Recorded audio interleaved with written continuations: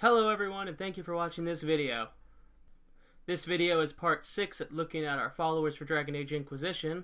Last episode was about the companion Dorian, and this episode will be about our advisor Josephine Montilyet. First, I will read the official synopsis provided by Bioware about the character. The Inquisition's power is not absolute. It must earn its place among the forces in conflict. Sister Liliana understands this well and has called an old friend, Lady Josephine Montilyet, to be the Inquisition's ambassador in the halls of the influential. The eldest daughter of a noble Antivan family, Josephine is a rising star among diplomats, skilled at forging alliances with tact, grace, and carefully cultivated favors. She is a consummate planner who understands that resurrecting the Inquisition will require support and goodwill from Thedas' movers and shakers. Fortunately, the ambassador enjoys a challenge, and she sincerely believes that the Inquisition is the best way to halt the chaos sweeping Thedas. Of all the followers, Josephine is one of the ones we know the least about. For most of the game's development, not even her name was known, let alone things like her role. Josephine is a people person. She's optimistic, sweet and caring, has a lot of integrity, likes finding solutions, and needs barely any sleep to work at full capacity. She misses the view of the sea from her bedroom in Antiva City, though she will only bring that up with friends. As a noblewoman, she brings a different set of skills to the Inquisition. Her primary area of expertise is diplomacy. Josephine has worked for years as an ambassador in the royal courts of Thedas. She's very familiar with Arlesian politics, which comes in handy. She's an excellent mediator and speaker. Crucially, she knows just how hard it can be to change people's minds, and how much someone's ego is tangled up in being quote-unquote right. Josephine prefers to gently steer people into agreement whenever possible, but she'll take a stand when needed. There's occasionally an iron fist beneath that velvet glove. Josephine is the head ambassador and chief diplomat of the Inquisition.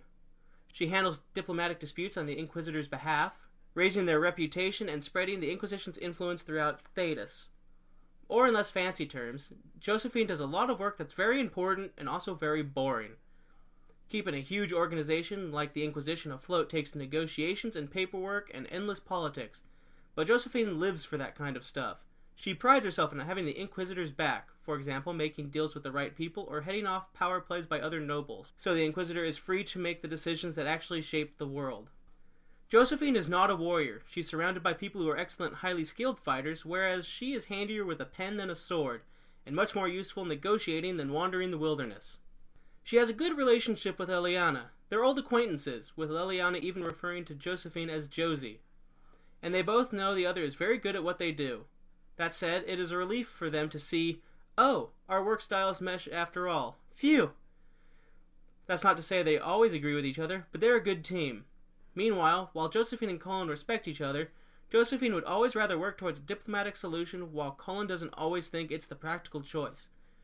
Josephine can get impatient with that attitude and the clash in their philosophies. Josephine was written by, and I apologize for getting your name wrong, Sylvia Fekete. She was animated by Richard Boisvert and is voiced by Allegra Clark.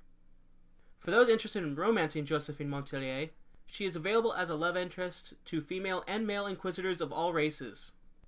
As a fun fact, because of the lack of a name to refer to her with, I created the nickname Scribbles, referencing the fact that she was always seen with a pen in her hand.